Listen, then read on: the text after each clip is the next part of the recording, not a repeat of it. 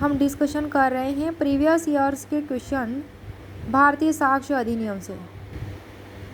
Question था, भारतीय साक्ष्य अधिनियम की कौन सी धारा प्रावधान करती है कि दस्तावेज की अंतर्वस्तु प्राथमिक साक्ष्य द्वारा साबित की जानी चाहिए। तो इसमें ऑप्शन डी करेक्ट है, धारा 64। भारतीय साक्ष्य अधिनियम 1872 की धारा 64 में उपबंध किया गया है कि धारा 65 में वर्णित दशाओं को छोड़कर, किसमें, धारा 65 में वर्णित दशाओं को छोड़कर दस्तावेजों को प्राथमिक साक्ष्य द्वारा साबित करना होगा।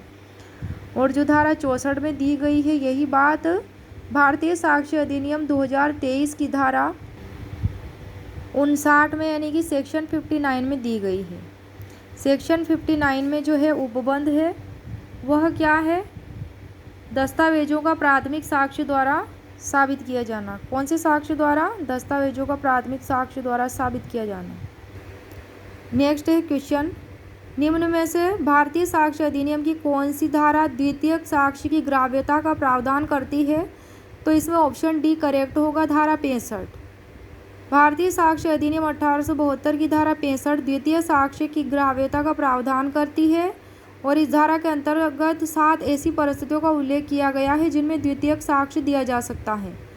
और भारतीय साक्ष्य अधिनियम 2023 में यह धारा कहाँ दी गई है, तो धारा 60 में उपबंध किया गया है। इंडियन एविडेंस एक्ट 1872 में तो धारा 65 और BA से 2023 में धारा 60 में। धारा 60 में क्या उपबंध है, अवस्थाएं जिनमें दस्तावेजों के संबंध में द्वितीयक साक्ष्य दिया जा सकेगा। 2023 का जो एक्ट है BA से, उसकी धारा 60 में और 1872 की भारतीय साक्ष्य अधिनियम की धारा 65 में क्या ये उपबंध किया गया है, अवस्थाएं जिनमें दस्तावेजों के संबंध में द्वितीयक साक्ष्य दिया जा सकेगा। कौन सा साक्ष्य, द्वितीयक साक्ष्य। तो धारा 65 जो द्वितीयक साक्ष्य का प्रावधान करती है।